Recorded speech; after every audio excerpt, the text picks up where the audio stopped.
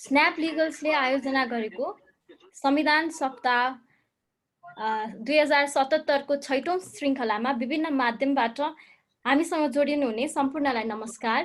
म यस श्रृङ्खलाको सहजकर्ता प्रश्ना लुइटेल। संविधान कार्यान्वयनको 5 वर्ष शीर्षकमा आफ्नो विचार, धारणा र अनुभूतिलाई साट्ने हेतुले हामीसँग आज जोडिन आउनु भएको छ हाम्रा अतिथि नेपाल बार एसोसिएसनका पूर्व उपाध्यक्ष संविधानविद अधिवक्ता टीकाराम भट्टराई सर। स्वागत छ सर यहाँलाई कार्यक्रममा। धन्यवाद। मेरो ब्याकग्राउन्ड कस्तो देखिरहेछ? अलि लाइट पुगेन हो? हजुर सर, अलिक अँध्यारो देखिरहेछ। अँध्यारो? म भर्खरै बाहिरबाट घरमा आइपुगेँ, सेट गर्न पाइन राम्रो, त्यही भएर म हेर्दैछु है कतापट्टिबाट अलि उज्यालो देखिन्छ। हुन्छ सर।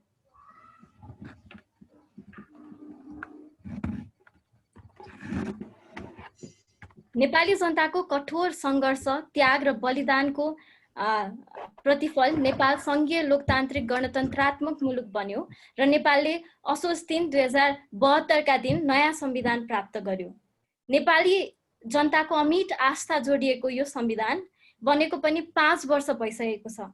यो आधा दशक सम्म संविधान कार्यान्वयनको अवस्था के कस्तो रह्यो, उपलब्धिहरू कस्ता छन्, चुनौतीहरू कस्तो प्रकृतिको छ र थियो र अबको बाटो कस्तो हुनेछ भन्ने आजको छलफलको मुख्य विषयवस्तु हुनेछ।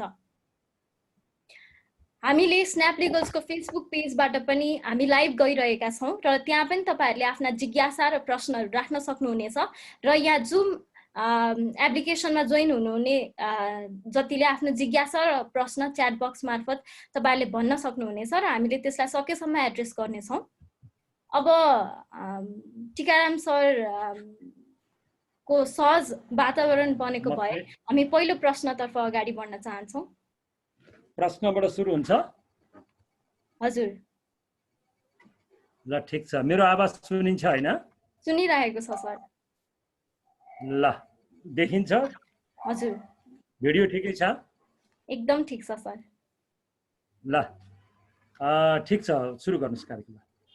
संविधान निर्माण भई घोषणा भएको दिन असोज 3 2072 का दिन एकातिर दीप प्रज्वलन भइरहेको थियो भने अर्कातिर संविधान जलाएको अवस्था थियो।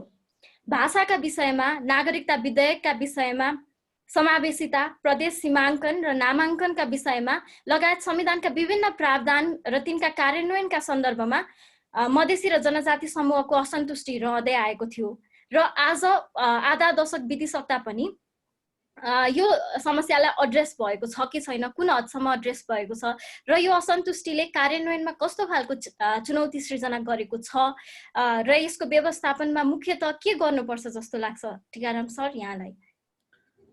सबभन्दा पहिला यो कार्यक्रममा सहभागी हुनुभएका सबै विद्वान मित्रहरू म सबैलाई हार्दिक यो सायंकालीन नमस्कार व्यक्त गर्न चाहन्छु र संविधान दिवसको पूर्व सन्ध्यामा जसरी यो कार्यक्रम आयोजना गरेर तपाईहरुसँग प्रत्यक्ष कुराकानी गर्ने अवसर मिलाइदिनु भयो, आयोजकहरूलाई धेरै धेरै धन्यवाद पनि ज्ञापन गर्न चाहन्छु।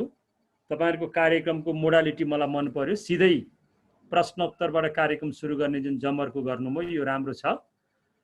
जुन प्रश्न मलाई गर्नुभएको छ प्रारम्भमा नै संविधान जारी हुँदाका बखतको असन्तुष्टि र त्यसलाई अहिले कसरी व्यवस्थापन गरिएको छ भन्ने जुन प्रश्न छ, त्यसमा सबभन्दा पहिले हामीले यहाँ बुझ्ने कुरा के हो भने संविधान निर्माणका प्रचलित मोडलहरू के हुन् संसारमा र ती मोडलहरू मध्ये हामीले कुन मोडल अवलम्बन गर्यौं र त्यसबाट के आउटकम आयो भन्ने कुराबाट यो प्रश्नको जवाब प्राप्त हुन्छ। मोटामोटी हामीले भन्दा संविधान निर्माणका 3टा मोडलहरू हुन्छन्। एउटा प्रत्यक्ष निर्वाचित जनप्रतिनिधिले बनाएको हाम्रो जस्तो संविधान सभा मार्फत बनेको संविधान, दोस्रो विशेषज्ञहरूद्वारा मस्यौदा तयार पारेर अनि पोलिटिकल मेकानिजम पार्लियामेन्ट वा त्यस्तै जुन मेकानिजम छ त्यो देशको संविधानले परिकल्पना गरेको त्यो मेकानिजमबाट रेटिफाई गरेर अनि जारी गरिने दोस्रो मोडल। म खाली प्रजातान्त्रिक संविधान निर्माणका प्रजातान्त्रिक मोडलहरूको मात्रै कुरा गर्दैछु। अनि तेस्रो मोडल चाहिँ पार्लियामेन्ट आफैले बनाउने, संविधान सभाले होइन, पार्लियामेन्ट आफैले बनाउने, सरकारको तर्फबाट प्रस्ताव हुने, पार्लियामेन्टले त्यसलाई रेटिफाई गर्ने, यो तीनवटा प्रचलित मोडलहरू मध्ये हामीले अहिले नेपालको संविधान चाहिँ 72 साल असोज 3 गते जारी भएको यो संविधान हामीले विश्वमा सबैभन्दा लोकतान्त्रिक मानिएको प्रत्यक्ष निर्वाचित जनताका प्रतिनिधिहरूद्वारा संविधान निर्माण गर्ने मोडललाई नै हामीले अवलम्बन गर्यौं, किनकि त्यो 62-63 को जनआन्दोलनको जनादेश थियो, पिपुल्सको म्यान्डेट थियो र 2007 साल भन्दा अगाडिदेखि नै जनताको चाहना पनि थियो। त्यो भएको हुनाले हामीले रोजेको प्रचलित मोडलहरू संविधान सभाबाट संविधान बनाउने मोडल अवलम्बन गरेको हुनाले यो संविधानको महत्त्व, यो संविधानको वैधता, यो संविधानको शक्ति, यो संविधानको स्रोत हामीले जेसुकै भने पनि हामीले 62-63 को जनआन्दोलनको जनादेश र संविधान सभाको जुन प्रक्रिया छ त्यो प्रक्रियालाई नै रोजेको हुनाले अब संविधान सभा भन्ने बित्तिकै स्वाभाविक छ, विभिन्न विचार समूहहरू हुन्छन्, विभिन्न दर्शन समूहहरू हुन्छन्, विभिन्न राजनीतिक मत भएका राजनीतिक दलहरू हुन्छन्। त्यस्ता राजनीतिक दलहरूको सभा भएको कारणले गर्दा संविधान सभाले एउटा मोडल त अवलम्बन गर्नै पर्ने थियो या सर्वसम्मत मोडल हुने थियो। सर्वसम्मत मोडल हुँदाखेरि पनि भोटिङको प्रक्रियाबाटै जानुपर्ने थियो। त्यसो भएको हुनाले सैद्धान्तिक रूपमा हामी यति भन्न सक्छौँ कि यो संविधान जारी हुँदा संसारमा अवलम्बन गरिएको सबैभन्दा पार्टिसिपेटरी मेथड जुन छ, जनताका जनप्रतिनिधिद्वारा संविधान बनाउने, त्यो पार्टिसिपेटरी मेथड नै हामीले अवलम्बन गरेको हुनाले त्यो मेथडको बारेमा हामी प्रश्न गर्न सक्दैनौँ। अब निश्चितै रूपमा त्यहाँ कसैको सन्तुष्टि र असन्तुष्टि निश्चितै थियो र आजसम्म पनि ती असन्तुष्टिका स्वरहरू छन्। तिनलाई अब कसरी म्यानेज गर्यो संविधान सभाले सिएले भन्दाखेरिमा त्यो प्रस्तावको लाई निर्णायक प्रस्तुत गर्यो। निर्णायक प्रस्तुत गर्दाखेरि 92.7% जनप्रतिनिधिहरूले, संविधान सभाका सदस्यहरूले त्यो मोडललाई त्यसलाई स्वीकार गरे, त्यो प्रस्तावलाई, र अनि संविधानका धाराहरूमा क्रमशः त्यो चाहिँ कन्भर्ट हुँदै गयो। यसरी हेर्दाखेरि अब हामीले के मान्नु पर्यो भने यो संविधान जारी हुँदाखेरि उठेका असन्तुष्टिका स्वरहरू भनेका त्यो सिंगै संविधान सभाको, त्यो सिंगै नेपाली जनताका सम्पत्तिहरू हुन्। त्यो सम्पत्तिलाई अब कसरी एड्रेस गर्ने भन्ने कुरा निरन्तर जारी रहने प्रक्रिया हो। र मैले ठाउँ ठाउँमा आफ्नो अवधारणा राख्दा के भन्ने गरेको छु भने संविधान कुन मितिमा जारी भयो द्याट इज माइनर थिङ। संविधान अमुक मितिमा जारी भयो भन्नुको अर्थ एउटा दस्तावेजलाई त्यो दिन एउटा लोकतान्त्रिक संरचनाले पारित गरेको त्यो एउटा इभेन्ट मात्रै हो, घटना मात्रै हो। संविधान एक दिनमा बन्ने कुरा होइन, संविधान बनाउने कुरा होइन। संविधान निरन्तर बन्दै जाने प्रक्रिया हो। त्यो निरन्तर बन्दै जाने प्रक्रिया, अब तीनवटा प्रक्रिया छन् निरन्तर बन्दै जाने। एउटा पार्लियामेन्टले आफैले एमेन्डमेन्ट गरेर संविधान बन्दै जान्छ। दोस्रो अदालती अभ्यासद्वारा संविधान, अदालती व्याख्याहरूद्वारा संविधान समृद्ध हुँदै जान्छ। र तेस्रो चाहिँ फेरि जनआन्दोलन वा जनविद्रोहको माध्यमबाट संविधान बन्दै जान्छ। त्यसरी अमुक मितिमा 72 साल असोज 3 गते संविधान जारी भयो, एउटा गौरवपूर्ण इभेन्ट हो। तर संविधान निर्माण प्रक्रिया अहिले पनि जारी छ, संविधान बन्ने क्रम अहिले पनि जारी छ। संविधान सभामा त्यो त्यति बेला जसले यो संविधानको विरुद्धमा अब ब्ल्याकआउट गर्नुभयो, असन्तुष्टि राख्नुभयो, बहिष्कार गर्नुभयो, तिनका मतहरू नेपाली जनता समक्ष एउटा अचल सम्पत्तिको रूपमा अहिले पनि सुरक्षित छन्। र संविधानले त्यस्ता मतहरूलाई तिमी संवैधानिक प्रक्रियाबाट, संविधान संशोधनको माध्यमबाट वा अदालती व्याख्याको माध्यमबाट तिनका मतहरू फेरि पनि बहुमतमा पुग्ने र संविधान संशोधन हुने गुन्जाइस अझै पनि रहेको हुनाले त्यो कम्प्लिट भएको छैन, यो अनगोइङ प्रोसेस हो। धन्यवाद सर। अब हामी संविधानको अर्को पाटोतर्फ जाम। जनताको लामो सङ्घर्षपछि प्राप्त ठुलो उपलब्धि मध्ये सङ्घीयता एउटा हो। संविधानले कल्पना गरेको 3 तहको सरकार, सङ्घ, प्रदेश र स्थानीय तह र तिनका शक्ति बाँडफाँडका विषयमा संविधानमा उल्लेख भए पनि प्रदेश सरकारको काम कारबाहीका सन्दर्भमा प्रभावकारिता देखिएको छैन। पछिल्लो समय कोरोना महामारीकै क्रममा पनि जति स्थानीय तह र सङ्घ सक्रिय भएको अवस्था थियो त्यत्तिकै प्रदेश सरकारको भूमिका देखिएन। त्यस्तै संविधान बनेको 5 वर्षसम्म पनि प्रदेशको नामाङ्कन सकिएको छैन। सङ्घको भूमिका उत्तिकै सक्रिय र सशक्त रहेको छ। यसरी हेर्दा संघीयता कार्यान्वयनमा संविधानमै लुपहोल्स देखिएको हो कि आवश्यक कार्यान्वयनको पाटोमा तदारुकता नदेखिएको हो सर? यो तपाईँको प्रश्नलाई पनि कसरी हेरौँ भने तपाईँले प्रारम्भमै भने जस्तो यो संविधानको एउटा युनिक फिचर फेडरलिजम हो, संघीयता हो। र त्यो युनिक फिचर अथवा कोर फिचर हामी जे भनौँ त्यो संघीयता पनि हामीले अनौठो प्रकृतिको संघीयताको अभ्यास गर्ने जमर्को गरे हाम्रा संविधान निर्माताहरूले। त्यो भनेको संविधानमा तीनै तहका सरकारहरूलाई इक्वल फुटिङमा राखियो। तपाईँ सबै कानुनका विद्यार्थी हुनुहुन्छ, संविधानको धारा 56 र संविधानको धारा 57 माइन्युटली रिड गर्नुहोस्। त्यहाँ संघीय सरकार, प्रदेश सरकार र स्थानीय सरकारलाई इक्वल फुटिङमा राखिएको छ र राज्य शक्तिको स्रोत तीनै तहका सरकारमा हुन्छ भनिएको छ र सार्वभौम सत्ताको प्रयोग तीनै तहका सरकारले गर्नेछन् भन्ने कुरा त्यहाँ डिक्लेयर गरिएको छ संविधानको धारा 56 र 57 र त्यसको प्रत्याभूति गर्नको लागि संविधानले त्यो सबै तहका सरकारले कति अधिकार प्रयोग गर्न पाउने भन्ने कुरा अनुसूचीमा राखिएको छ। अनुसूची 5 देखि 9 सम्म संविधानको। भनेपछि संविधानको धारा 56, 57 र अनुसूची 5, 6, 7, 8, 9, 10 हेर्दाखेरि तीन तहका सरकारलाई इक्वल फुटिङमा राखिएको हुँदा यो संविधानको सबैभन्दा महत्त्वपूर्ण एउटा विशेषता र त्यो मात्रै होइन, अझै अगाडि बढेर हामी के भन्छौँ भने संसारमै नौलो प्रकृतिको विशेषता। तीन तहका सरकारलाई इक्वल फुटिङमा राखिएको संसारको पहिलो संविधान हो हाम्रो संविधान। यो यस्तो व्यवस्था अन्यत्र छैन। त्यसो भएको हुनाले अब यो तीन तहका सरकारको कार्य सम्पादनको प्रश्न जुन तपाईले प्रश्नको रूपमा अहिले राख्नुभयो, प्रदेश सरकारको औचित्यको बारेमा कसैले प्रश्न गरेका छन्, संघीय सरकारले प्रदेश सरकारको अधिकार थिचोमिचो गर्यो भन्ने प्रश्नहरू पनि आएका छन्। स्थानीय तहलाई संघले अहिले पनि इन्डिपेन्डेन्ट एउटा अटोनोमस गभर्नमेन्टको रूपमा हेर्न सकेन भन्ने गुनासाहरू अहिले पनि आएका छन्। यी गुनासाहरू निश्चितै रूपमा जायज पनि छन् कतिपय अवस्थामा। तर हामीले बुझ्न के पर्यो भने एउटा मानिसको जीवनमा 5 वर्षको अवधि भनेको बिल्कुल शैशवकाल हो, शिशु अवस्था हो। त्यसैगरी एउटा कन्ट्रीको वा एउटा संविधानको लाइफमा 5 वर्षको अवधि भनेको झनै एकदमै शैशव अवस्था हो। त्यसो भएको हुनाले हामीले संविधानको अभ्यास भएको 5 वर्ष मात्रै पुग्दैछ। त्यो 5 वर्षलाई पनि अझ हामीले दुई भागमा विभक्त गरेर हेर्दा 74 सालमा निर्वाचन भएर संविधानले परिकल्पना गरेका अवयवहरू र संरचनाहरू कार्यान्वयनमा आएको त केवल 2.5 वर्ष मात्रै हुँदैछ।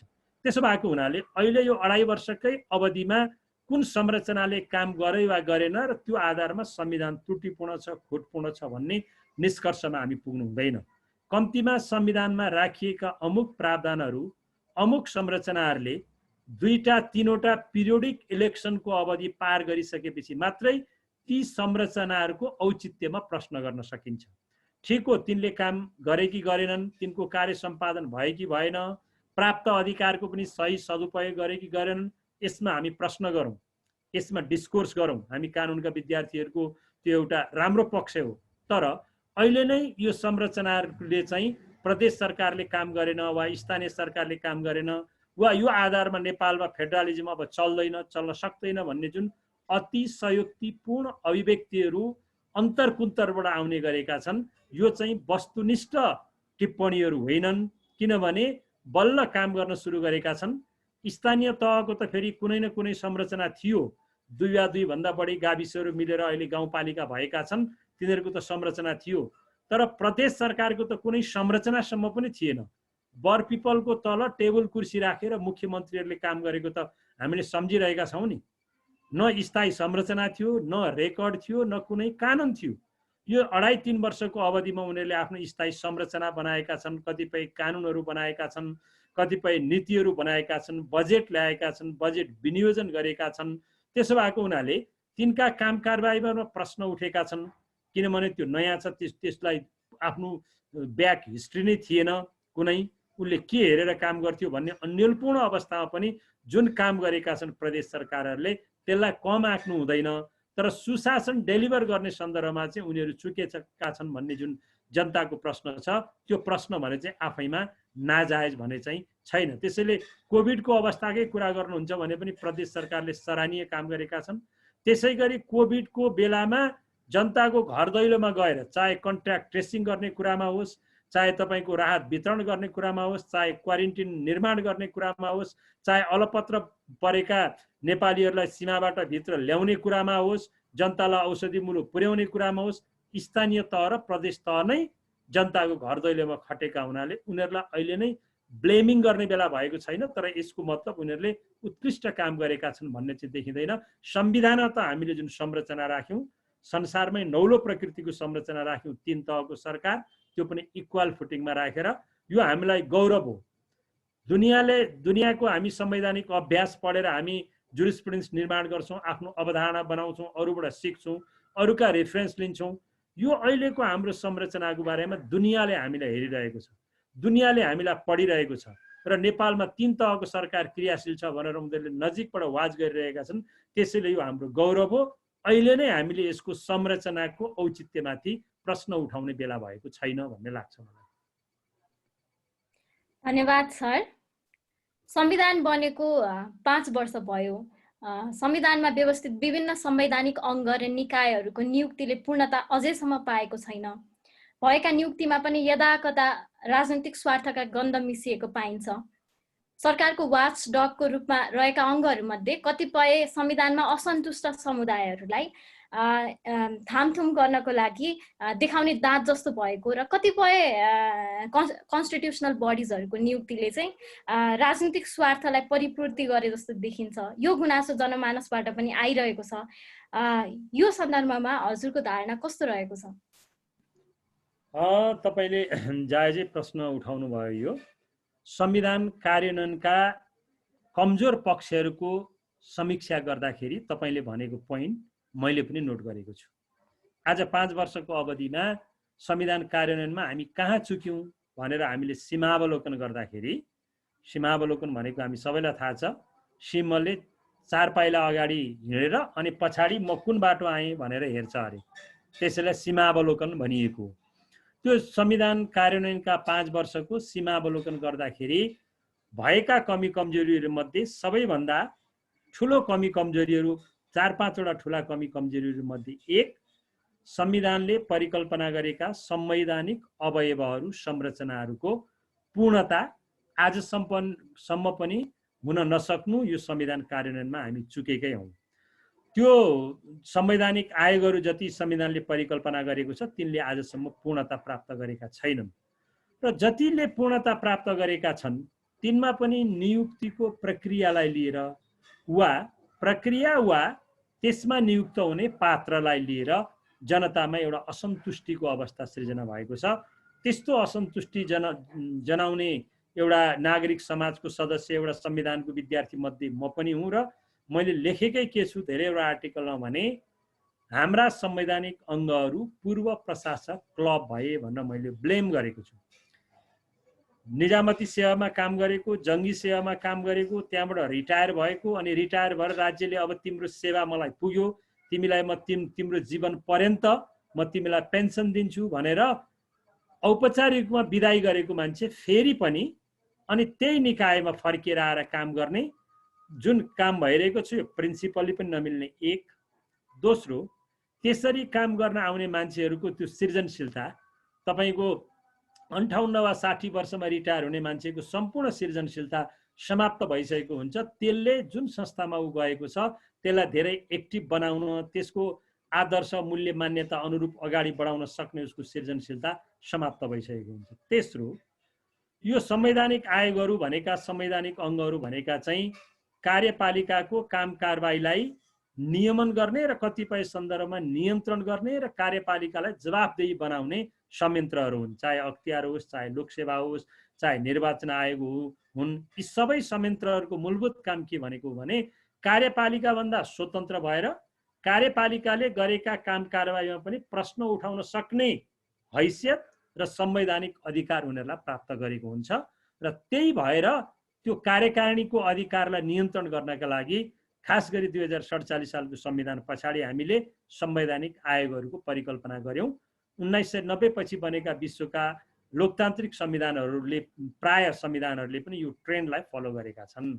अब अहिले हेर्दा चाहिँ मैले अघि भन्दै थिएँ पूर्व प्रशासकहरूलाई मात्रै त्यो त्यस्ता प्रकृतिका आयोगमा लैजाँदाखेरि पूर्व प्रशासक भन्ने बित्तिकै कार्यकारिणीको छायामा हुर्केको, कार्यकारिणीको आदेश पालना गरेर उसको बढुवा भएको र कार्यकारिणीको आदेश बाहेक उसले अर्को काम गर्न नजानेको त्यस्ता व्यक्तिहरूलाई हामीले ती आयोगमा लगेको कारणले गर्दाखेरि कार्यकारिणीलाई नियन्त्रण गर्नका लागि उनीहरू सक्षम हुँदैनन्। त्यसैले संवैधानिक अभ्यासको 5 वर्षको त्रुटिपूर्ण अभ्यासको यो कुरा गर्दा तपाईले उठाएको कुरा यो जायज छ।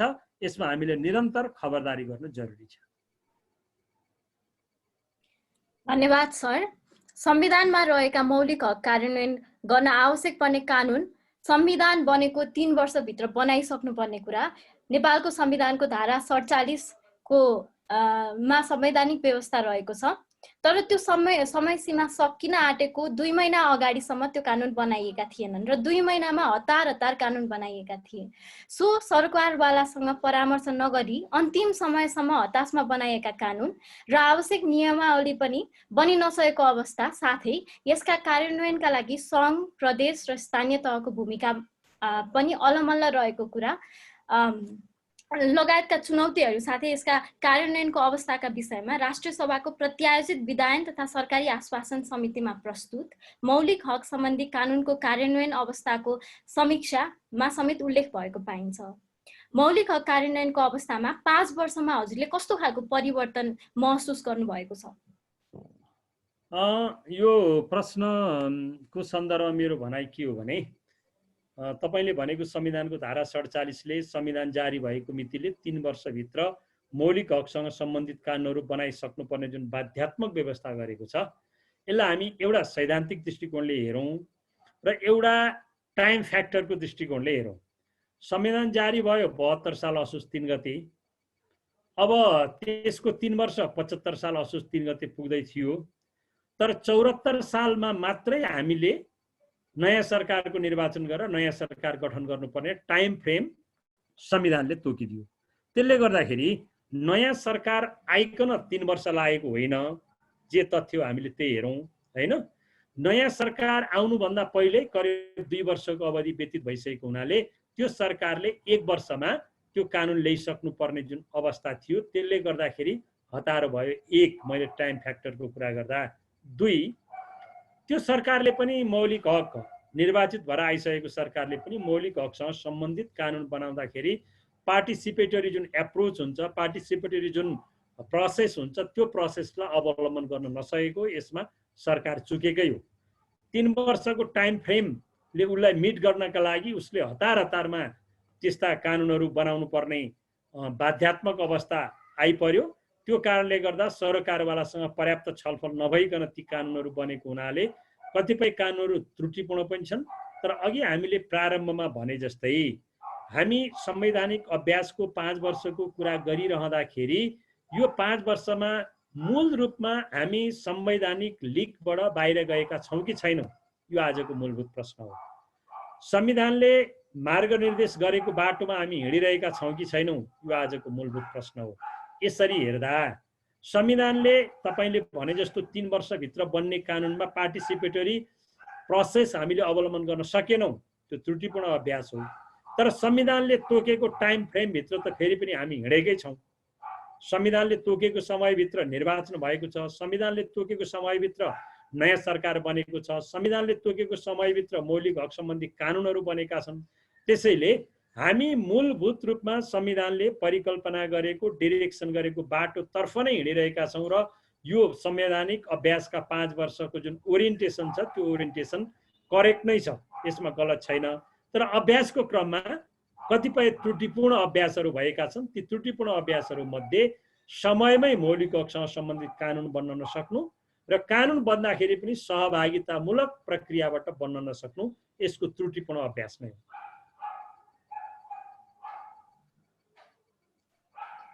धन्यवाद सर। अनि यो त्रुटिपूर्ण कानुन बनेका छन्, सरकारवालासँग राम्रोसँग परामर्श नगरिकन बनाइएका कानुनहरूले जनताको मौलिक हकको सुनिश्चितता गर्न सक्दैन, या कस्तो खालको चुनौती आउन सक्छ भोलिको दिनमा यो सन्दर्भमा?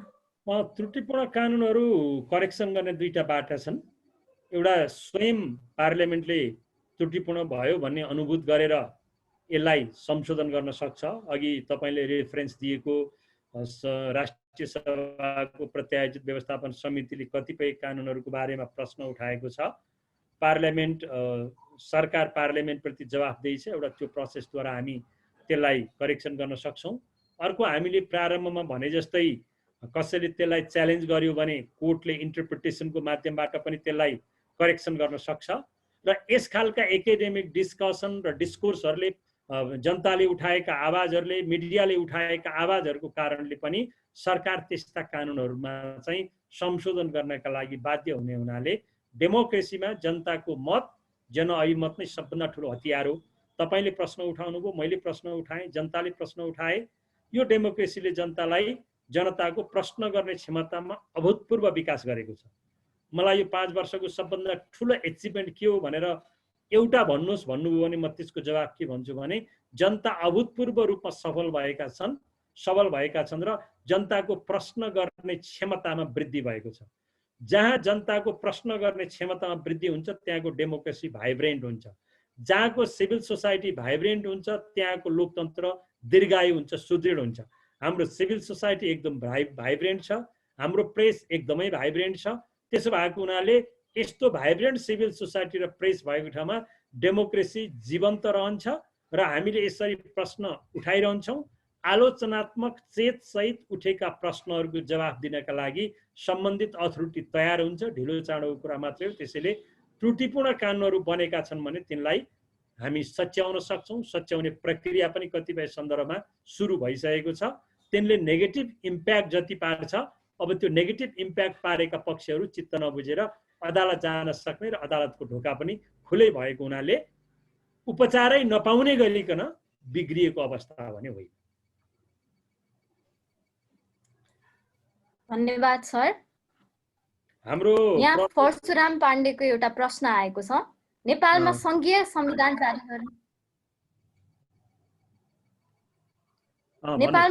संविधान जारी गर्ने बेला संवैधानिक अदालत राख्ने बहस चलेको थियो। संघीयतामा गएका मुलुकहरूमा संवैधानिक विवाद समाधान गर्न अलग्गै संवैधानिक अदालतको व्यवस्था गरिन्छ। आज संविधान कार्यान्वयनको यो चरणमा नियमित सर्वोच्च अदालतमा संवैधानिक इजलास तोकिएको छ, तर सर्वोच्च आफैमा कयौं मुद्दाको चाप छ। यही 5 वर्षमा प्रदेश र संघ बीचमा कुन तहको क्षेत्राधिकार हुने भन्ने विवाद पनि देखिसक्यो। यो अदालतको कमीले संविधान कार्यान्वयन गर्न चुनौती खडा भए जस्तो वा अब चुनौती हुन सक्ने जस्तो हजुरलाई लाग्दैन? यसमा म पावर प्लग मिलाउँदैछु है, त्यही भएर पावर जान लागेछ।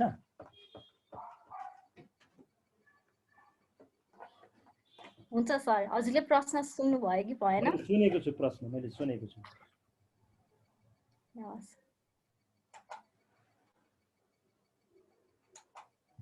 पुकार एकचोटि यहाँ आउनु।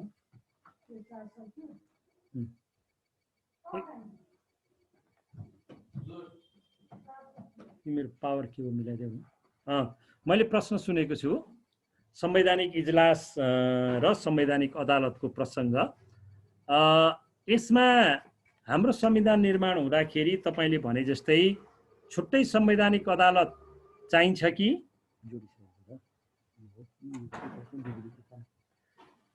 छुट्टै संवैधानिक अदालत चाहिन्छ कि संविधान सर्वोच्च अदालत भित्रै संवैधानिक इजलास भए पुग्छ भन्ने प्रश्नहरू उठेका थिए र एउटा मान्यता थियो छुट्टै संवैधानिक अदालत चाहिन्छ भन्ने र अर्को मान्यता थियो संवैधानिक अदालत चाहिँदैन भन्ने। यो चाहिन्छ र चाहिँदैन भन्ने बीचमा राजनीतिक दलहरूको बीचमा कम्प्रोमाइज हुँदाखेरि दलहरू कुन सहमतिमा पुगे भने अलगै संवैधानिक अदालत चाहिन्छ भन्ने कुरा पनि अब छोडिदिउँ, संवैधानिक अदालतै चाहिँदैन भन्ने कुरा पनि छोडिदिउँ। सहमति केमा गरौँ भने अब सर्वोच्च अदालत भित्रै संवैधानिक इजलास राखौँ भन्ने उनीहरूको जुन सहमति भयो त्यो सहमतिका आधारमा हामीले यो अभ्यास गर्यौं। त्यो अभ्यास गर्दाखेरि अहिले यो 5 वर्षको संवैधानिक अभ्यास हामीले हेर्दा संवैधानिक इजलासको अभ्यास सन्तोषप्रद रहन सकेन। संवैधानिक इजलासमा खास गरी तीन खालका मुद्दाहरू पर्छन्। तपाईहरु सबै कानुनका विद्यार्थी भएको हुनाले तपाईहरुलाई थाहा छ कि एउटा संविधानसँग बाजिएका कानुनलाई अमान्य घोषित गरिपाउँ भन्ने अल्ट्रा भाइरसको मुद्दा पर्छ संवैधानिक इजलासमा। दोस्रो यो संघ र प्रदेश र स्थानीय तहको बीचको अधिकार क्षेत्र बाजिएका मुद्दाहरू संवैधानिक इजलासले हेर्छ। र तेस्रो चाहिँ यो निर्वाचन, प्रदेश सभाको निर्वाचन र संघीय संसदको निर्वाचनका सम्बन्धमा उठेका विवादहरू संवैधानिक इजलासले हेर्छ। यो तीनटा अधिकार क्षेत्र संवैधानिक इजलासले हेर्दछ। यो तीनटा अधिकार क्षेत्र प्रयोग गर्ने संवैधानिक इजलासमा आज जति मुद्दाहरू परेका छन् त्यसको फर्सेटको रेट हेर्दा केवल 11% मात्रै छ। फर्सेटको रेटको आधारमा पनि यसले प्रपरली फङ्सन गर्न सकेन। महिनामा एकचोटि पनि यो राम्ररी काम गर्न सकेका छैन, बसेको छैन।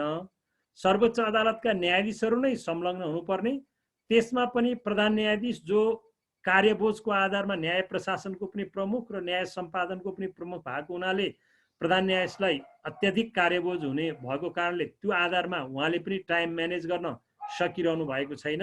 बाँकी 4 जना न्यायाधीशहरू पनि अरू मुद्दा हेर्नु परेको कारणले गर्दाखेरि टाइम दिन सकिरहनु भएको छैन। यो टाइम फ्याक्टर र म्यानेजमेन्टको कुरा हो। त्यो भन्दा पनि प्रिन्सिपलको कुरा चाहिँ के हो भने मेरो त्यसमा संवैधानिक अदालत यदि छुट्टै भएको थियो भने स्पिडी अफ जस्टिस हुन्थ्यो, त्यो आफ्नै ठाउँमा छ।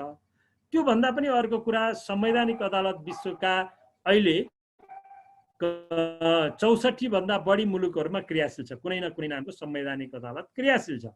संवैधानिक अदालत भन्ने बित्तिकै त्यहाँ विषय विज्ञहरू हुन्छन्।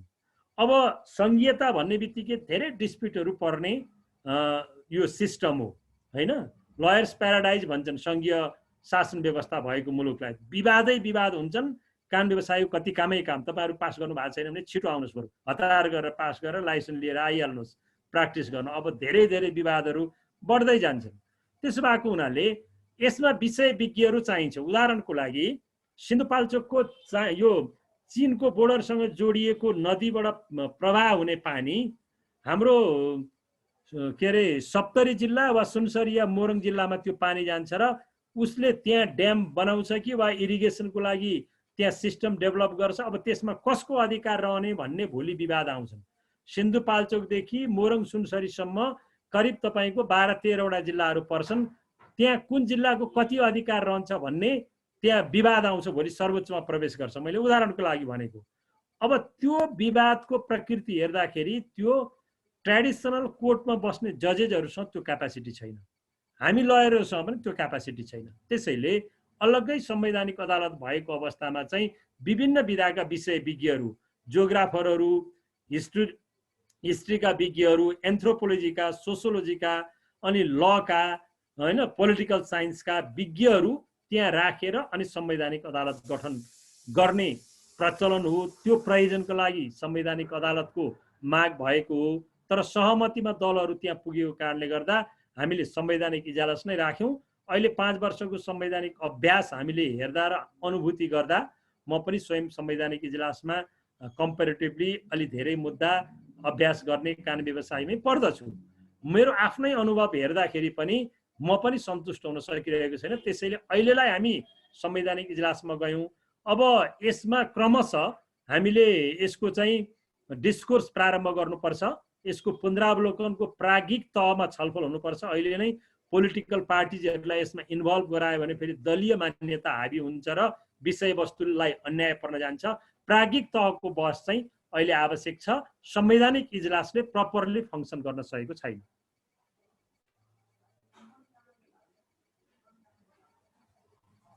धन्यवाद सर।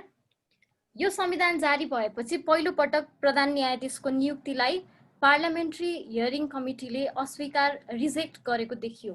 यो सन्दर्भमा हियरिङ कमिटी र सर्वोच्च अदालतका न्यायाधीशको अपोइन्टमेन्ट प्रोसेस सन्दर्भ अपोइन्टमेन्ट प्रोसेसमा आउन सक्ने भोलिको दिनमा कम्प्लिकेसन्सहरू कस्ता खालका हुनेछन् र अहिलेको न्यायाधीशको नियुक्ति प्रक्रियामा कस्तो अवस्था छ सर? दुईटा प्रश्न भयो तपाईका।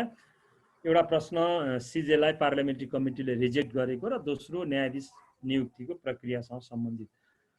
त्यो चाहिँ रिजेक्ट गरेको जुन कुरा थियो, हाम्रो तत्कालीन कामु प्रधान न्यायाधीश दीपक राज जोशीलाई पार्लियामेन्ट्री हियरिङ कमिटीले तपाईँ प्रधान न्यायाधीशको रूपमा काम गर्नका लागि सक्षम हुनुहुन्न भनेर भन्यो र संवैधानिक परिषदलाई त्यो निर्णय चाहिँ पुनर्विचार गर्नका लागि आग्रह गरेर पठाएको जुन घटना छ। अब यसको पक्ष र विपक्षमा धेरै तर्क गर्न सकिन्छ। तपाईले गरेको तर्क पनि जायज हुन सक्छ, मैले गरेको तर्क पनि जायज हुन सक्छ, अरू कोही थर्ड पार्टीले गरेको प्रश्न पनि जायज हुन सक्छ। तर एउटा सच्चाइ के हो भने हाम्रो संविधानले सुनवाईको व्यवस्था गरो, न्यायाधीशहरूको, प्रधान न्यायाधीशको र संवैधानिक अङ्गमा नियुक्त हुने पदाधिकारीको संसदीय सुनवाई पार्लियामेन्ट्री हियरिङको प्रक्रिया प्रारम्भ गरो। र यो पार्लियामेन्ट्री हियरिङको प्रक्रियाको बारेमा पनि प्रशस्त अहिले प्रश्नहरू उठेका छन् र यसमा पनि एक खालको बहस प्रारम्भ भएकै छ।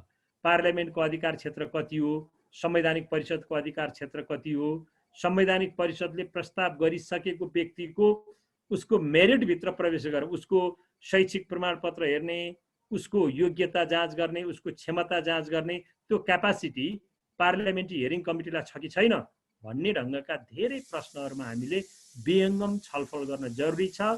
त्यसैले म तपाईका कानुनका विद्यार्थीहरूलाई म अनुरोध पनि गर्न चाहन्छु यो संविधान दिवसको पूर्व सन्ध्यामा कि संवैधानिक परिषदले नियुक्तिको लागि सिफारिस गरेका व्यक्तिहरूको उनीहरूको व्यक्तिगत योग्यता, क्षमता, अझ शैक्षिक योग्यतामा प्रश्न उठाउने त्यो रुम हाम्रो कन्स्टिट्युसनले दिएको छ कि छैन, यो बहसको विषय हो। एक। दुई, यदि पार्लियामेन्ट्री हियरिङ कमिटीले त्यसलाई रिजेक्ट गर्यो र फेरि संवैधानिक परिषदले त्यही व्यक्तिको नाम सिफारिस गरेर पठायो भने त्यस्तो अवस्थामा पार्लियामेन्ट्री हियरिङ कमिटीले त्यसलाई मान्नुपर्छ कि पर्दैन? दुई, यो प्रश्नको बारेमा गहन हामी छलफल गरौँ, यसमा रिसर्च गरौँ, अनुसन्धान गरौँ।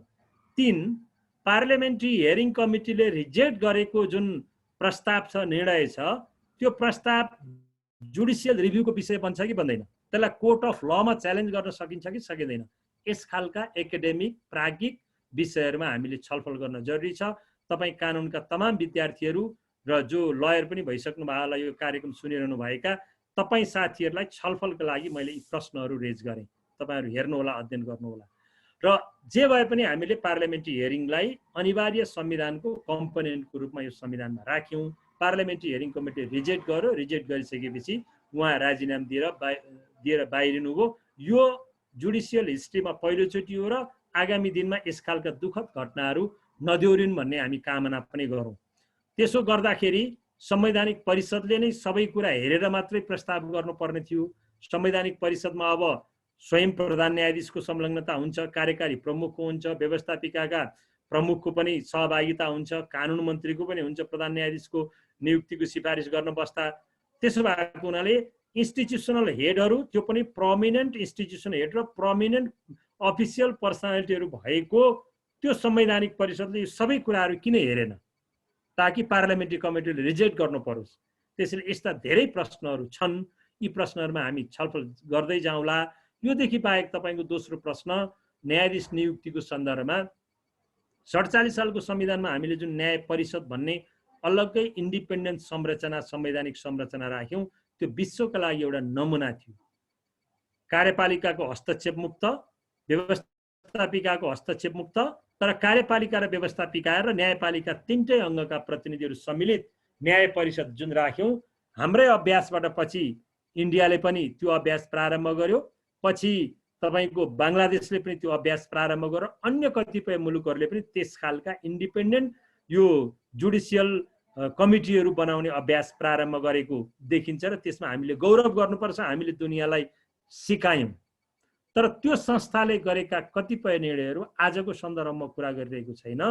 47 सालको संविधान जारी भएको लगत्तै भएका नियुक्तिहरू त्यो बेलादेखि नै प्रश्न चिन्ह उठे र त्यहाँदेखि डेटोरिएट हुँदै हुँदै 62-63 हुँदै आजसम्म आउँदाखेरि न्याय परिषदको पारदर्शिता, न्याय परिषदको कार्यकुशलता, न्याय परिषदको क्षमता र न्याय परिषदको कार्य प्रक्रियाका बारेमा प्रशस्त प्रश्नहरू उठेका छन्। तर स्वयंमा यो न्याय परिषद ठिक छैन, अब हामी पुरानै संरचनामा जानुपर्छ भन्ने बहसहरू पनि उठेका छन्। यी फर र अगेन्स्टका बहसहरू हामी एउटा डिस्कोर्सको रूपमा यसलाई अगाडि लिएर जान सकिन्छ। तर पर्सनल्ली म चाहिँ एउटा कानुनको विद्यार्थीको हैसियतले स्वयं यसमा न्याय परिषदको व्यवस्था, संविधानको व्यवस्था त्रुटिपूर्ण छैन। हामीले गरिआएको अभ्यास त्रुटिपूर्ण छ। गरिआएको अभ्यास, त्रुटिपूर्ण अभ्यासलाई करेक्सन गर्ने हो भने आगामी दिनमा यसलाई सच्याउन सक्ने प्रशस्त सम्भावनाहरू छन् भन्ने मलाई लाग्छ। धन्यवाद सर। संविधानको धारा 61 ले राष्ट्रपतिलाई राष्ट्रिय एकताको प्रवर्तन गर्ने भन्ने कर्तव्य दिएको छ।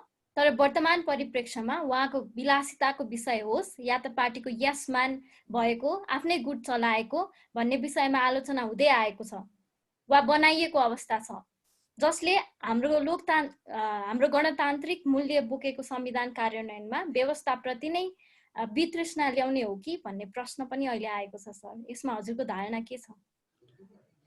यसमा अब कतिपय संस्था यस्ता हुन्छन्, हेर्नुहोस्, जसको बारेमा टिप्पणी वा प्रश्नहरू मर्यादित प्रश्नहरू गर्नुपर्छ र मर्यादित टिप्पणीहरू गर्नुपर्छ भन्ने लाग्छ। सबभन्दा बढी गणतन्त्रमा मर्यादापूर्ण संस्था कुनै हो भने त्यो राष्ट्रपतिको संस्था नै हो। त्यसैले राष्ट्रपति व्यक्ति होइन, त्यो संस्था हो।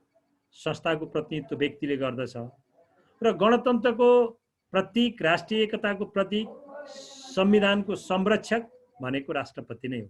त्यसैले सम्माननीय राष्ट्रपति वा राष्ट्रपतिको कार्यालयबाट हुने कार्य सम्पादनका बारेमा उठेका प्रश्नहरू मर्यादित प्रश्नहरू हामीले उठाउनुपर्छ। हामी स्वयं नागरिकहरूको पनि त्यो कर्तव्य हो। जसरी एउटा कार्यकारी प्रमुख जनताको बीचमा गएर चुनाव लड्छ र उसले आफ्ना कुराहरू राख्छ, मिडियामा आएर उसले आफ्ना कुराहरू राख्दछ, होइन, उसले भाषण गर्न सक्दछ, राष्ट्रपतिले त्यो गर्न सक्दैन, त्यो गर्न मिल्दैन। जुन संस्था बोल्नै मिल्दैन त्यो संस्थाका बारेमा टिप्पणी गरियो भने हामी के गरिरहेका हुन्छौँ भन्दा त्यो संस्थालाई बोल्न बाध्य गराइरहेका हुन्छौँ, जसलाई संविधानले एलाउ गर्दैन। त्यो भएको कारणले गर्दाखेरि तपाईको प्रश्न अलि मर्यादापूर्ण भएन कि भन्ने मात्रै ध्यान आकर्षण गराउन खोजेको मैले। तर प्रश्नहरू उठेका छन्, आज मात्रै होइन, हिजो पनि ती प्रश्नहरू उठेका छन्।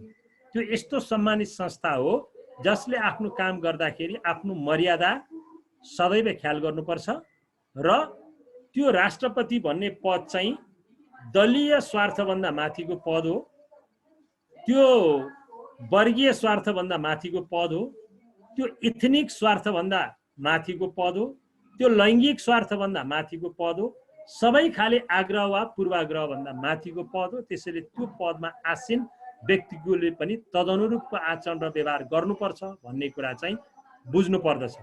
कतिपय सन्दर्भमा हामी ट्रान्जिसनल फेजमा भएको, भर्खरै संवैधानिक अभ्यास प्रारम्भ गरिरहेको र राष्ट्रपतिको चयन प्रक्रिया पनि हेरौँ, अब विकसित मुलुकहरूमा जस्तो सक्रिय राजनीतिमा संलग्न भएका व्यक्तिहरू नजाने अभ्यास विकसित मुलुकहरूमा विकसित भएको पाइन्छ, जहाँ संवैधानिक राष्ट्रपतिको भूमिका छ र कार्यकारी अधिकार छैन।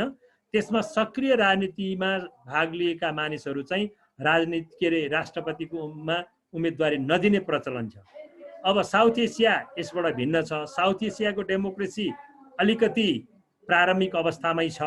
त्यसो भएको कारणले गर्दाखेरि सक्रिय राजनीतिमा भइरहेको हाम्रो पहिलो राष्ट्रपति र अहिलेको बहालवाला राष्ट्रपति दुईटै व्यक्तित्व हेर्दा राजनीतिक दलहरूले र हाम्रो पार्लियामेन्टले सक्रिय राजनीतिमा भएकै व्यक्तिहरूलाई त्यहाँ पुर्याएको कारणले गर्दाखेरि आफ्नो पूर्व पृष्ठभूमिको यदाकदा प्रतिबिम्ब आउने कुरालाई हामीले अस्वाभाविक रूपले अगाडि बढाउनु हुँदैन। र तेस्रो कुरा, जहाँसम्म विलासिताका कुरा अनि उहाँले प्रयोग गर्ने गाडी आदि इत्यादिका जुन प्रश्नहरू उठेका छन्, यो प्रश्न हामीले राष्ट्रपतिलाई होइन, नेपाल सरकारलाई गर्नुपर्छ।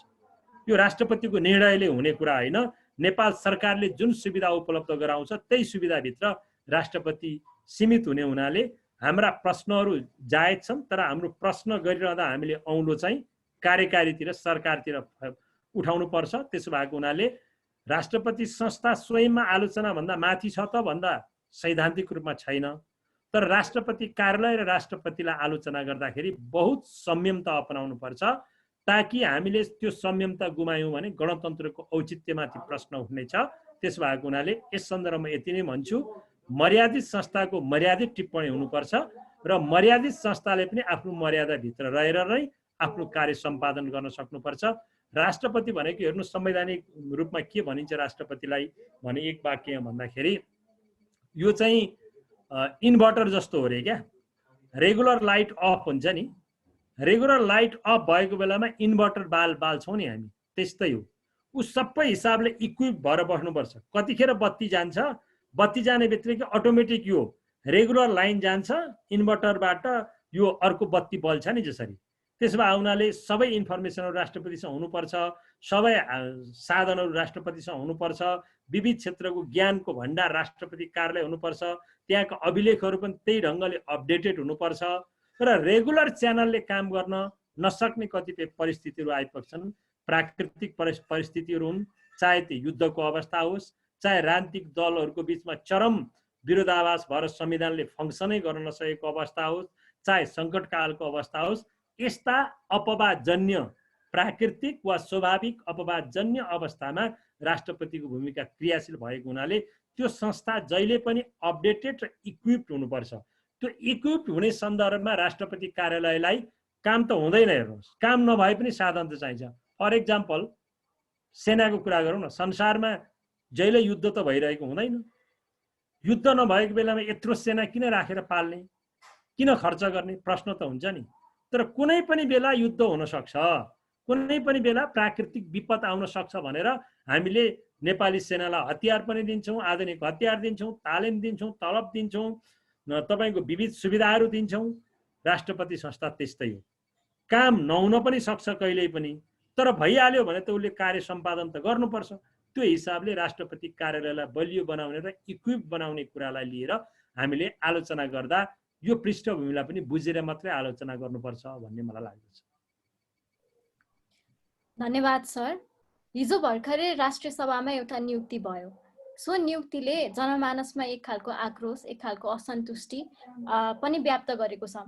संविधानको मर्म अनुसार राष्ट्रिय सभामा प्रतिनिधिहरू कस्तो क्वालिफिकेसनमा जाने अथवा राष्ट्रिय सभामा भएका प्रतिनिधिहरूको वास्तवमा इन्टेन्सन के हो राष्ट्रिय सभा बनाउनुको भन्ने लगायतको कुरालाई उल्लेख गर्दै राष्ट्रिय सभामा हिजो भएको नियुक्तिले नेपाली जनताको जनमतको मजाक उडाको हो कि के हो, यो वास्तवमा के हो, कस्तो खालको चुनौती ल्याउँछ भोलिको दिनमा संविधान कार्यान्वयनको सन्दर्भमा, यो समष्टिगत रूपमा यसलाई विश्लेषण गरिदिनु होला सर। राष्ट्रिय सभामा नेपाल कम्युनिस्ट पार्टीको उपाध्यक्ष वामदेव गौतमको मनोनयनको विषयलाई लिएर जति प्रश्नहरू उठेका छन्, राजनीतिक प्रश्नहरूमा म धेरै प्रवेश गर्न चाहन्न। संवैधानिक कुरा म अलिकति गर्छु यसमा। संविधानले के भन्यो भने यो राष्ट्रपतिबाट मनोनित हुने 3 जनाको कोटामा उहाँ अहिले पर्नु भएको छ। राष्ट्रपतिबाट मनोनयन गर्ने जुन 3 जना कोटामा मान्य रामनारायण बिडारी हुनुहुन्छ, मान्य विमला राई पौडेल हुनुहुन्छ र अहिले हिजो युवराज खतिवडा हुनुहुन्थ्यो, अहिले वामदेव गौतम मनोनित हुनु भएको छ। अब यो राष्ट्रपतिबाट मनोनयन गर्ने भनेको चाहिँ हिजो 47 सालको संविधानमा एउटा शब्द हामीले क्वाइन गरेका थियौँ, त्यति बेला पनि राष्ट्रिय सभा थियो। राष्ट्रिय जीवनमा ख्याति प्राप्त व्यक्तिहरू मध्येबाट श्री 5 को सरकारको सिफारिसमा श्री 5 बाट मनोनित गर्ने 10 जना भन्ने वाक्यांश प्रयोग गरेका थियो। राष्ट्रिय जीवनमा ख्याति प्राप्त, अब त्यो अहिले चाहिँ त्यो संविधानमा हामीले जाने बुझिकन राष्ट्रिय जीवनका ख्याति प्राप्त भन्ने शब्दहरू छुटाएछौँ। त्यो छुटाएको कारणले अब यो त राजनीतिज्ञहरूकै लागि हो भन्ने राजनीतिक दलहरूको त्यो इन्टरप्रिटेसन रह्यो। 1 2 राष्ट्रिय सभा भनेको आफैमा यो हाउस अफ एल्डर पनि भनिन्छ यसलाई, हाउस अफ मेच्योर्ड पनि भनिन्छ यसलाई। प्रतिनिधि सभाले गरेका गल्तीहरू पनि त्यसले करेक्सन गर्न सक्ने क्षमता र हैसियत राख्छ र परिपक्व व्यक्तिहरू त्यहाँ जाउन् भन्ने यसको मनसा आयो। त्योभन्दा अरू ठुलो केही पनि मनसा आएन। त्यसैले परिपक्व व्यक्तिहरू जाने ठाउँ हो त्यो राष्ट्रिय सभा, त्यो हिसाबले पनि यसको विश्लेषण गर्नुपर्छ। तेस्रो कुरा चाहिँ लोकतन्त्रमा पिरियडिक इलेक्सन लोकतन्त्रको एउटा कोर फिचर हो। पिरियडिक इलेक्सन हाम्रो संविधानले 5 वर्षको पिरियडिक इलेक्सनको जुन परिकल्पना गरेको छ, त्यो पिरियडिक इलेक्सनमा कन्टेस्ट गरेर यदि जनताले उसलाई रिजेक्ट गरे भने सम्बन्धित व्यक्तिले मलाई 5 वर्षका लागि जनताले रिजेक्ट गरेका हुन्, I have to wait another election भन्ने भावना राख्यो भने त्यो संवैधानिक मूल्य मान्यता र पिरियडिक इलेक्सनको मान्यता अनुरूपको हुन्छ। अब उसले त्यो राखेन वा उसको पार्टीले त्यो सोचेन भने संविधान स्वयंमा चाहिँ बाधक छ कि छैन त भन्दा संविधान स्वयंमा चाहिँ प्रतिनिधि सभाको निर्वाचनमा पराजित भएको व्यक्तिलाई राष्ट्रिय सभा मनोनयन गर्नका लागि संविधान बाधक छैन। प्रष्ट रूपमा त्यहाँ कुनै व्याख्याको गुन्जाइस पनि छैन। त्यसो भएको हुनाले संविधानले बाधक नदेखेको सत्तारूढ दलले आवश्यकता महसुस गरेको दुईटा आधारमा उहाँको मनोनयन भएको देखिन्छ। तर कन्स्टिट्युसनल मोरालिटीको हिसाबले र जनताको चाहनाको हिसाबले र पिरियडिक इलेक्सनको मर्मको हिसाबले चाहिँ यस खालको नियुक्ति अथवा मनोनयन नगरिएको थियो भने राम्रो हुन्थ्यो भन्ने मलाई लाग्छ। धन्यवाद सर। संविधानमा नयाँ व्यवस्था छ न्यायिक समितिको, जहाँ चाहिँ उपमेयरलाई अध्यक्ष मानेर न्यायिक समिति फर्म गर्न सकिन्छ भन्ने प्रावधान रहेको छ। तर यो न्यायिक समितिको कार्य सम्पादनको विषयमा समाजमा त्यति धेरै राम्रो अभ्यासहरू पाइएको छैन, अथवा उपमेयरलाई फोन गर्दाखेरि श्रीमानले उठाइदिने अथवा त्यो खालको क्वालिफिकेसन निर्धारण नगर्दाखेरि कस्तो खालको चुनौती सृजना भएका छन् र यो न्यायिक समिति जुन उद्देश्यले संविधानमा राखिएको थियो त्यसको उद्देश्य परिपूर्ति भएको छ जस्तो लाग्छ कि लाग्दैन हजुरलाई, र कस्तो खालको यसमा चेन्जेस आवश्यक छ जस्तो लाग्छ हजुरलाई? हाम्रो कार्यक्रमको अन्तिमसम्मको यही हो मोडालिटी। पत्रकार र गेस्ट जस्तो तपाईँ र म मात्रै कुरा गर्ने, अरूसँग चाहिँ भेट नहुने। मैले अरूको प्रश्नहरू पनि राखिरहेको छु। अघि राष्ट्रपतिको कुरा लगायतको विषयहरू अरूले मेसेज बक्समा च्याट बक्समा प्रश्न सोध्न सक्छन्, तर मोडरेटर भएको नाताले चाहिँ मैले तपाईँलाई नै प्रश्न सोध्ने प्रावधान छ। अहिलेको यो मोडालिटी छ। मोडालिटी यही हो हजुर। खालि मैले अर्को पनि छ भने चाहिँ अरू साथीहरूलाई पनि दिउँ कि भन्नलाई मात्रै त्यो क्वेसन गरे हो। त्यसो भएको थियो भने अझै राम्रो हुन्थ्यो होला। खैर केही छैन। कति साथीहरू अहिले यो सहभागी हुनुहुन्छ त्यहाँ यो कार्यक्रम? साथीहरूले च्याट बक्स मार्फत आफ्नो प्रश्नहरू राखिरहनु भएको छ र मैले त्यसलाई तपाईलाई सोधिरहेको छु, त्यो प्रश्नलाई एड्रेस गरिरहेको छु सर। ए ल, सकेसम्म साथीहरूको नाम सहित मेन्सन गरिदिनु भने राम्रो होला। ठिक छ। अब न्यायिक समितिको जुन अवधारणा हाम्रो संविधानले परिकल्पना गर्यो त्यो हामीले किन लिएर आयौँ संविधानमा भने अघि मैले प्रारम्भमा भने जस्तै 3 तहका सरकारको हामीले परिकल्पना गर्यौं। 3 तहका सरकारको परिकल्पना गरेर हामीले साबिकका स्थानीय त्यो संरचनाहरू जुन थिए, गाउँ समितिहरू, गाविस र नगरपालिकाहरू, तिनलाई पनि मर्ज गरेर हामीले अहिले एकदमै सानो साइजमा मात्रै राख्यौं। त्यसो भएको हुनाले जनतालाई इजी एक्सेस होस् न्यायमा भन्ने प्रयोजनको लागि कतिपय अधिकारहरू संविधानले दिएर, कतिपय अधिकारहरू स्थानीय सरकार सञ्चालन ऐनले दिएर न्यायिक समिति राखियो र उपमेयरको अध्यक्षतामा न्यायिक समिति हुने व्यवस्था गरियो। यो व्यवस्था आफैमा राम्रो व्यवस्था र नौलो व्यवस्था हो। अन्य मुलुकका संविधानको तुलनामा यो नौलो र राम्रो व्यवस्था हो। अभ्यासको क्रममा अब तपाईले भने जस्तो यो मोबाइल सोबाइल उठाइदिने कुरा त प्राविधिक कुरा होलान्, त्यतातर्फ हामी नजाउँ। सैद्धान्तिक रूपमा यिनीहरूले राम्रो काम गर्न सकेका छन् कि छैनन् भन्ने कुरा हेर्दाखेरिमा पहिलोचोटि अभ्यास गरिरहेको सन्दर्भ उनीहरूले र कतिपय चाहिँ अधिकारको ओभरल्यापिङ भएको। उदाहरणको लागि तपाईँ यो बहुविवाहको मुद्दा लिएर सिधै जिल्ला अदालत पनि जान सक्नुहुन्छ, बहुविवाहको मुद्दा लिएर स्थानीय तहमा पनि जान सक्नुहुन्छ, मानाचमलको मुद्दा लिएर जिल्ला अदालत पनि जान सक्नुहुन्छ, मानाचमलको मुद्दा लिएर स्थानीय तहमा पनि जान सक्नुहुन्छ। अनि स्थानीय तहले पनि फेरि कतिपय चाहिँ मेलमिलाप मात्रै गराउन पाउने, मुद्दा छिन्न नपाउने, उनीहरूको बिचमा मेलमिलाप भयो भने भयो, भएन भने जिल्ला अदालतमा रेफर गर्ने, कतिपय कुरामा चाहिँ विवादको विषयवस्तु भित्र प्रवेश गरेर मुद्दा छिन्न नै पाउने। दुई खालका अधिकारहरू छन्। एउटा मुद्दा छिन्न पाउने अधिकार, अर्को चाहिँ मुद्दा छिन्न चाहिँ नपाउने तर मेलमिलाप चाहिँ गर्नसम्म चाहिँ पाउने अधिकार छन्। यो अधिकारको प्रयोग गर्ने सन्दर्भमा अब छुट्टै इजलास बनाएर कतिपय स्थानीय तहहरूले त्यो राम्रो काम गरेका छन्। कतिपय स्थानीय तहहरूमा चाहिँ छुट्टै इजलास बनाउने ठाउँ पनि नभएको कारणले गर्दा त्यहाँ सुनवाई पनि राम्ररी हुन सकिरहेको छैन। त्यसैले त्यहाँ फेयर हेरिङको प्रश्न चाहिँ हामीले उठाउन सक्ने ठाउँ चाहिँ छ।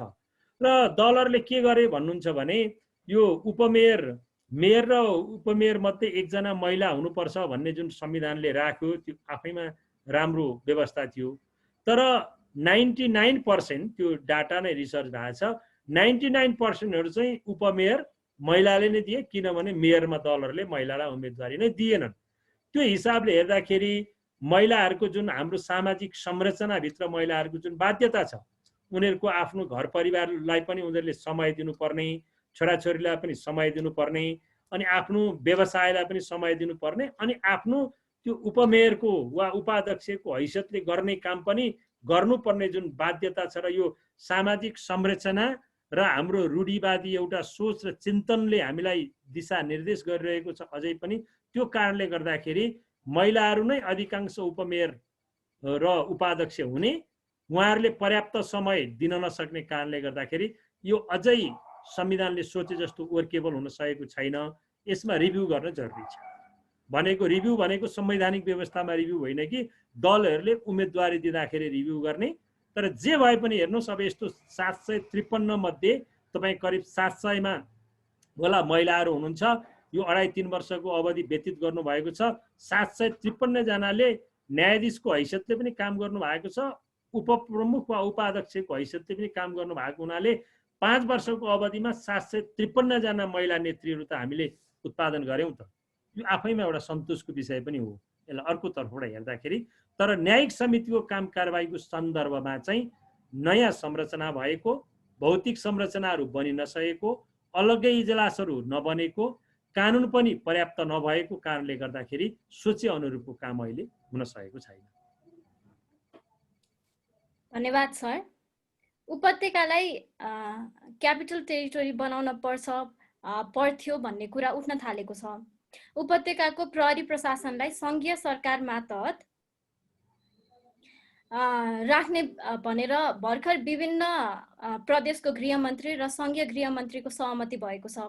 यो कुराले शान्ति सुरक्षा जुन प्रदेशको जुरिस्डिक्सन अन्तर्गत आउँछ, कुन प्रदेशको जुरिस्डिक्सन अन्तर्गत आउँछ भन्ने व्यवस्था भन्ने कुरा रहेको छ भन्ने विवाद भन्ने कुरामा स्पष्ट गरिदिनु होला। त्यस्तै त्यसको उल्लङ्घन हुन्छ कि हुँदैन, यो कुरामा चाहिँ न्याय क्षेत्रको कस्तो खालको आवाज हुनुपर्छ जस्तो लाग्छ हजुरलाई? हामीले संविधान निर्माण गर्दाखेरि यो बहस पनि उठेको थियो। काठमाडौँ उपत्यका एउटा अलग्गै प्रदेश बनाउनु पर्छ, यो चाहिँ क्यापिटल सिटी हो। क्यापिटल सिटीको अवधारणा ल्याएर 3वटा खास गरी काठमाडौँ, ललितपुर र भक्तपुरको म्युनिसिपालिटीलाई चाहिँ मर्ज गरेर यसलाई एउटा प्रदेश बनाउनु पर्छ भन्ने बहस उठेको थियो। लामो बहस र छलफल भयो यसमा, तर दलहरूको बिचमा यसमा सहमति हुन सकेन र यसलाई यहीँको जुन प्रदेश हुन्छ, अहिले बागमती प्रदेश नामाकरण भएको छ, त्यसको अन्तर्गत नै राख्ने सहमति भयो। यसमा यस्तै हुनुपर्छ भनेर कुनै फर्वाल डिफिनेसन वा अन्यत्र काहीँको रिफरेन्स ल्याएर यो नै ठिक हो भन्न हामी सक्दैनौँ। यसमा बहस हुन सक्छ, यसमा डिबेट हुन सक्छ। तर एउटा जायज कुरा के हो भनेदेखि यो अहिले जुन क्यापिटल सिटी छ हाम्रो काठमाडौँ, यहाँ सबै सङ्घीय संरचनाहरू यहीँ केन्द्रित हुने, अनि सबै अवसरहरू यहीँ रहने, विश्वविद्यालय हस्पिटलहरू सबै यहीँ रहने। त्यो कारणले गर्दाखेरि अब यसलाई प्रदेश मातहत राख्नका लागि प्रदेशले मेरो मातहत छ भने पनि व्यवहारिक रूपमा उसले केन्द्रलाई निर्देश गर्न नसक्ने, संविधान त प्रदेश सरकारकै मातहत बस्नुपर्ने, यो जुन एउटा अप्ठ्यारोपन छ, यो अप्ठ्यारोपन चाहिँ व्यवहारिक रूपमा हामीले अनुभूति गरेकै हौँ। तर संविधानले जे भए पनि के गर्यो भने यो अहिले बागमती प्रदेशकै मातहतमा यहाँका यो राजधानीलाई पनि राखेको हुनाले संविधान त प्रदेशको जति अधिकार छ, यहाँ काठमाडौँमा भएका ती संरचनाहरूलाई गभर्न गर्न जति अधिकार दिएको छ प्रदेशलाई, प्रदेश सरकारले नै गर्दछ। यसमा यो उसको अधिकार हो र प्रदेश सरकारको अधिकार संकोचन हुने गरिकन हामीले व्याख्या पनि गर्नु हुँदैन। प्रहरी प्रशासन वा न्याय प्रशासन वा अरू जति पनि कुरा छन् त्यो चाहिँ संविधान अनुकूल नै हुनुपर्छ। संविधानमाथि थिचोपिन्चो हुने र संघीयताका विरुद्धमा हुने खालका क्रियाकलापहरू हामी संविधानका विद्यार्थीहरूले, रुल अफ लको पालना गरेका विद्यार्थीहरूले त्यसलाई हामी जायज भन्न सक्दैनौँ। त्यसैले प्रहरी प्रशासन लगायत सबै कुराहरू संविधानले जे अधिकार दिएको छ त्यही बमोजिम हुनुपर्छ। त्यसरी हेर्दाखेरि प्रदेश सरकारकै मातहत हुनुपर्दछ। प्रदेश प्रहरी यहाँको प्रदेश सरकारकै मातहत हुनुपर्छ। संघीय प्रहरी त संघीय सरकारको मातहत हुने कुरा छँदैछ। धन्यवाद सर। यहाँ एउटा प्रश्न आएको छ सर। पूर्व प्रधानमन्त्री डाक्टर बाबुराम भट्टराईले प्रधानमन्त्री केपी ओलीले संविधान कार्यान्वयनको जिम्मा पाउनु नै मुलुकका लागि दुर्भाग्य भएको टिप्पणी गर्नुभएको छ। के संविधान कार्यान्वयन गर्नमा कार्यपालिका मात्र जिम्मेवार हुनुपर्ने हो कि कलेक्टिभ रेस्पोन्सिबिलिटी हो? संविधानको सफलता वा असफलताको श्रेय सरकारलाई मात्र जाने हो कि अरू इन्स्टिट्युसन पनि अकाउन्टेबल हुनुपर्छ? अरू इन्स्टिट्युसनलाई अकाउन्टेबल गराउन जनताले के गर्नुपर्छ जस्तो लाग्छ? यसमा अब बाबुराम भट्टराईजीको ट्विटको बारेमा अब धेरै व्यक्तिका के भनाइ कसका भन्नेतिर नजाउँ, एउटा पब्लिक फोरममा हो। कतिपय प्रश्नहरू जायज पनि होलान्, कतिपय प्रश्नहरू अनुचित पनि होलान्। व्यक्ति केन्द्रित प्रश्नहरूमा म अहिले प्रवेश गर्न चाहन्न। तर तपाईको जुन दोस्रो प्रश्न छ संविधानको कार्यान्वयनको रेस्पोन्सिबिलिटी कसमा हुन्छ भन्ने, संविधान कार्यान्वयनको रेस्पोन्सिबिलिटी राज्यका तीनवटा अङ्गमा मूलभूत रूपमा रहन्छ, कार्यपालिका, व्यवस्थापिका र न्यायपालिकामा। त्यो मध्ये पनि प्रमुख दायित्व चाहिँ कार्यकारिणीकै हो। कार्यपालिकाले नै संविधानको कार्यान्वयन गर्नका लागि तदारुकता देखाउनु पर्ने र संविधान कार्यान्वयन नहुँदाखेरि जनताले प्रश्न उठाउने पनि कार्यपालिकाले नै भएको र कार्यपालिकामा भएका व्यक्तिहरूले नै संविधान कार्यान्वयन गर्नका लागि पिरियडिक इलेक्सनमा आफ्ना योजना, नीति, कार्यक्रमहरू, घोषणापत्र लिएर जनतामा जाने हुनाले जनादेश पनि उनीहरूले नै लिएर आएको, राजनीतिज्ञहरूले अथवा सत्तारूढ दलले नै लिएर आएको हुनाले संविधान कार्यान्वयनको मूलभूत दायित्व चाहिँ कार्यपालिकालाई छ। तर संविधानले दिएका अधिकारहरूको सीमाभित्र रहेर व्यवस्थापिका र न्यायपालिकाको पनि संविधान कार्यान्वयन गर्ने त्यत्तिकै दायित्व छ। र त्यति मात्रै होइन, हामी आम नागरिकको पनि संविधानको पालना गर्ने दायित्व रहेको छ। हामी नागरिकहरू संविधानप्रति आस्थावान भएनौँ, संविधानले देखाएको बाटोमा हिँडेनौँ।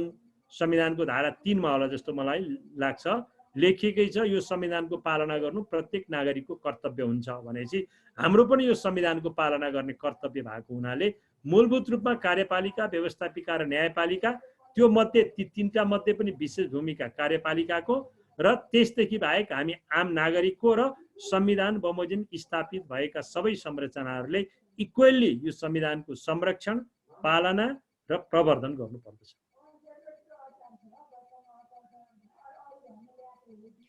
धन्यवाद सर। अब हामी कार्यक्रमको अन्तिमतिर आइपुगेका छौँ। अहिलेसम्म कार्यक्रममा जति पनि विषयहरू बहस भए अथवा छलफल भए त्यो विषयलाई एउटा समष्टिगत रूपमा कन्क्लुड गर्दै अबको बाटो हजुरले कस्तो देख्नुहुन्छ भन्ने विषयमा एउटा कन्क्लुड गर्ने प्रकृतिको गरिदिनु होला सर। आज जति प्रश्नहरू यो कार्यक्रममा सहभागी साथीहरूले उठाउनु भयो तपाईँ मार्फत, म सबैलाई धन्यवाद दिन चाहन्छु। हामीले संविधानको 5 वर्षको भोलि संविधान दिवसको पूर्व सन्ध्यामा यो जुन कार्यक्रम गर्नु यो आफैमा राम्रो कार्यक्रम छ र मैले अघि तपाईले सोधेका प्रश्नहरूको जवाफ दिने क्रममा नै भनिसकेको छु कि हामी कानुनका विद्यार्थी हौँ। कानुनका विद्यार्थी भन्ने बित्तिकै हरेक कानुन र संविधानका विद्यार्थीहरूको उनीहरू क्रिटिकल माइन्डेड हुन्छन् भनिन्छ संसारमा नै। त्यसो भएको हुनाले हामीले यो क्रिटिकल हाम्रो माइन्डलाई निरन्तर जारी राख्नुपर्छ। एउटा संविधानको कानुनको विद्यार्थीको हैसियतले कार्यपालिका, व्यवस्थापिका र न्यायपालिकाबाट भइरहेका क्रियाकलापहरूलाई निरन्तर हामीले निगरानी गरिरहनुपर्छ र संविधानले देखाएको मार्गबाट कोही पनि विचलित नहोस् भन्ने कुरा हाम्रो प्रमुख सरोकारको विषय हुनुपर्दछ। संविधानले जुन अब हामीलाई एउटा आर्थिक, सामाजिक, सांस्कृतिक व्यवस्थाको परिकल्पना गरेको छ, सुन्दर परिकल्पना गरेको छ। तर संविधानमा लेखिएका काला अक्षरहरूलाई जीवन्तता दिने भनेको राजनीतिक दलहरू र नागरिकहरूले नै हो। त्यसमा पनि प्रमुख दायित्व राजनीतिक दलहरूले हो। दलीय व्यवस्थामा हामी छौँ, त्यसो भए हुनाले अघि प्रश्नमा केही पनि आएन। यो व्यवस्थालाई यो संविधानलाई क्रियाशील बनाउने सबभन्दा ठुलो दायित्व राजनीतिक दलहरूको हो। ती राजनीतिक दलहरूको अहिले स्थिति अलिकति बिग्रेको छ। हामी सहभागी जति साथीहरू, कोही राजनीतिक दलका एक्टिभ कार्यकर्ता होलाौँ, कोही शुभचिन्तक होलाौँ, कोही समर्थक होलाौँ, कोही पोलिटिक्सलाई हेट गर्ने होलाौँ, तर हेट गरे पनि लभ गरे पनि पोलिटिक्सलाई, मुलुक ड्राइभ गर्ने भनेको पोलिटिक्सले नै हो। मुलुकलाई ड्राइभ गर्ने भनेको पोलिटिकल पार्टीले नै हो। र अहिले भएका पोलिटिकल पार्टीहरू 62-63 को जनक्रान्तिबाट लेजिटिमाइट पोलिटिकल पार्टी हुन्। उनीहरूको लामो हिस्ट्री छ अहिलेका प्रमुख राजनीतिक दलहरू। त्यसमा हुनाले यी राजनीतिक दलहरूमा प्युरिफिकेसनको आवश्यकता छ, शुद्धिकरणको आवश्यकता छ। राजनीतिक दलका कार्यकर्ताहरू आफ्नो राजनीतिक दलको उद्देश्यमा केन्द्रित हुन्। हरेक राजनीतिक दलका कार्यकर्ताले आफ्नो नेतालाई प्रश्न गर्ने क्षमता राखुन्। त्यो प्रश्नमा तिमीले यो सम्पत्ति कहाँबाट कमायौ, तिम्रो आम्दानीको वैध स्रोत के हो, तिमी राज्यलाई कति कर तिर्छौ, तिम्रो शैक्षिक योग्यता के छ, तिम्रो चाहिँ पृष्ठभूमि के हो, तिमी यो राजनीतिमा आउनका आकांक्षाहरू के छन्, तिमीले राजनीतिलाई के योगदान गरेका छौ जस्ता अहम प्रश्नहरू सोधेर राजनीतिज्ञहरूलाई, राजनीतिक दलका नेतालाई, जनताप्रति र त्यही दलका कार्यकर्ताप्रति जवाफदेही बनाउने हामीले जवाफदेही बाटो अवलम्बन गर्यौं भने यो संविधानले प्रपरली फङ्सन गर्छ। राजनीतिक दलहरूलाई जनताप्रति जवाफदेही बनाउने, सरकारलाई जनताप्रति जवाफदेही बनाउने, अन्य संवैधानिक अङ्गहरूलाई, अदालतलाई जनताप्रति डाइरेक्ट जनताप्रति जवाफदेही हुँदैन। अदालत इन्डाइरेक्ट रूपमा जनताप्रति जवाफदेही के हुन्छ भने कुनै अदालतको कुनै गलत फैसला कुनै अदालतले कुनै न्यायाधीशले गर्यो भने जनताले प्रश्न त उठाउँछ त।